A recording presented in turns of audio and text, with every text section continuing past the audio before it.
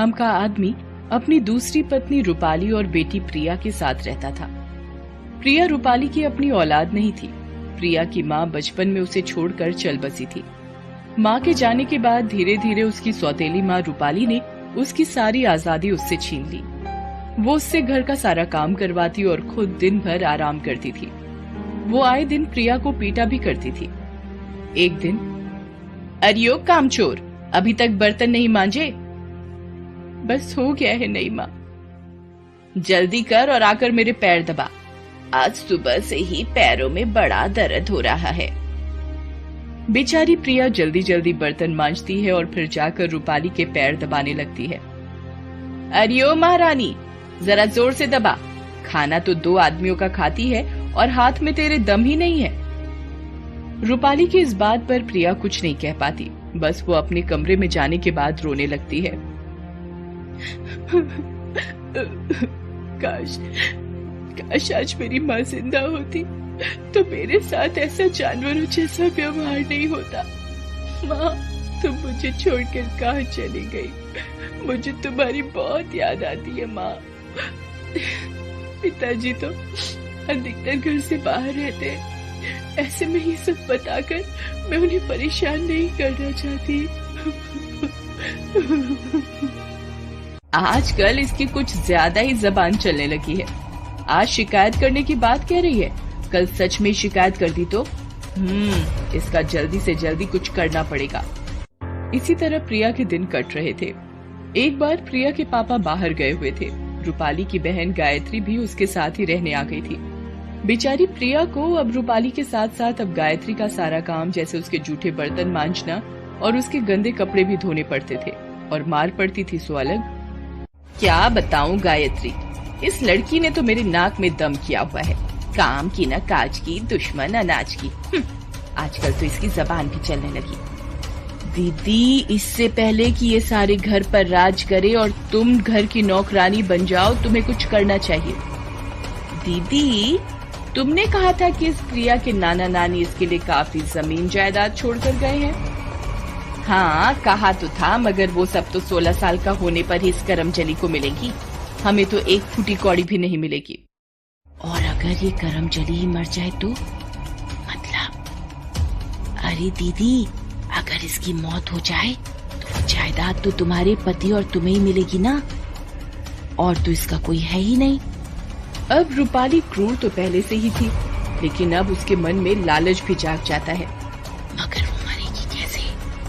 फिर गायत्री रूपाली को अपनी योजना बताती है और योजना के अनुसार अगले दिन शाम को, देख, ये कपड़े हैं, इन्हें अभी धोकर ला। ये ले साबुन और जल्दी जा। प्रिया कुएं पर बैठकर कपड़े धो रही थी। कपड़े धोकर वो कुएं से पानी निकालने के लिए उठती है, तभी वहाँ गायत्री और रूपाली आ जाती हैं और उसे कुएं में धक्का दे देती हैं। प्रिया गिरते गिरते कुएं की रस्सी पकड़ लेती है। माँ, ये तुमने क्या किया? मैं तो तुम्हें अपनी माँ मानती हूँ। माँ, मैं यहाँ मर जाऊंगी। प्लीज मुझे कुएं से बाहर निकाल लो। अब जैसा कहोगी मैं वैसा ही करूंगी। घर का सारा काम करूंगी। माँ, मेरे हाथ छूट रहे हैं माँ। मजा आ गया गायत्री, चलो कांटा दूर हुआ। अब ये कुछ ही देर में मर जाएगी। अब तो दीदी तुम लाखों की जायदाद की मालकिन बन गई। इस खुशी में आज दावत हो जाए। इतना कहकर दोनों बहनें ठहाका लगाती हैं और वहाँ से चली जाती हैं। इधर कुएं में प्रिया की हिम्मत जवाब देने लगती है। उसे लगता है कि अब उसके प्राण नहीं बचेंगे, तभी उसे कोई थाम लेता है। जब वो अपनी आंखें खोलती है तो उसे वहाँ अपनी माँ दिखाई देती है। माँ, ये तुम हो? तुम मुझे छोड़कर कहाँ चली गई थी माँ? देखो, तुम्हारे बाद उस औरत ने मेरा क्या हाल किया है। माँ, जिसे पापा मेरी नई माँ बनाकर लाए हैं। रो मत मेरी बच्ची, अब मैं आ गई हूँ। तेरे एक एक आंसुओं की कीमत इन दोनों बहनों को चुकानी पड़ेगी। आधी रात का समय था। दोनों बहनें खा पी कर सो रही थीं। तभी जैसे किसी अदृश्य शक्ति ने उनकी चादर खींच ली। दोनों बहनें चौंक कर उठ जाती हैं। कौन है? तभी वहाँ मेज पर रखा लोटा उड़ता है और जोर से रूपाली के सर से आ टकराता है। रूपाली का सर फट जाता है। ओए माँ, मार डाला रे। कौन है? सामने क्यों नहीं आता? तभी कमरे का दरवाजा खुलता है और वहाँ उन्हें प्रिया खड़ी दिखाई देती है। दीदी, चुड़ैल, बचाओ बचाओ दीदी। अरे ध्यान से देख, ये कोई चुड़ैल नहीं है, जीती जागती इंसान है। कमबख्त, ये मरी नहीं है। इतना सुनकर गायत्री का डर गुस्से में बदल जाता है और वो तेजी से प्रिया पर झपटते हुए कहती है, तो ये तेरा काम था कलमुही? कहर, अभी तुझे बताती हूँ। ये कहकर जैसे ही वो उसे मारने के लिए जाती है, लेकिन तभी चुड़ैल की अडंगी से गायत्री गिर जाती है। मर गई रे, मार डाला रे इसने तो मुझे। हाय रे मेरी कमर, आई। ये सब तेरा ही किया धरा है ना लड़की, रुक, तुझे अभी सबक सिखाती हूँ। तभी प्रिया के पीछे उसकी माँ प्रकट होती है। उसे देखकर दोनों बहनों की घिघी बन गई। वो चुड़ैल गायत्री की गर्दन दबोच लेती है और उसे कई बार बुरी तरह उठा उठा कर पटकती है। गायत्री का सारा शरीर लहूलुहान हो जाता है और उसकी कमर की हड्डी टूट जाती है।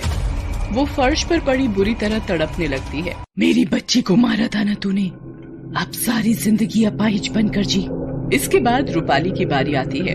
प्रिया की माँ उसे बिछावन से नीचे पटक देती है और उसकी दोनों टांगें पकड़कर तोड़ देती है। रूपाली दर्द से चीख पड़ती है, मेरी बच्ची को सताया है तुमने, तुम्हारा खून पी जाऊंगी मैं। और वो उन्हें मारने के लिए उसी कुएं के पास लेकर चली जाती है। वो गायत्री और रूपाली को भी कुएं से लटका देती है। तभी, नहीं माँ, इन्हें मत मारो, तुम्हारे बाद यही तो मेरी माँ है, चाहे जैसी भी हो। देखा, जिस बच्ची को तूने तिल तिल कर तड़पाया है, आज वही तेरे लिए रहम की भीख मांग रही है। याद रख, अगर मेरी बच्ची को जरा भी तकलीफ पहुंचाई तो मैं तेरा वो हाल करूंगी कि तुझे अपने पैदा होने का भी अफसोस होगा। इसके बाद माँ की आत्मा वहाँ से चली जाती है। रूपाली और गायत्री को भी अब अच्छा सबक मिल गया था। उस दिन के बाद से उन्होंने प्रिया को जरा सा भी कष्ट नहीं दिया और प्रिया की जिंदगी में भी खुशियाँ फिर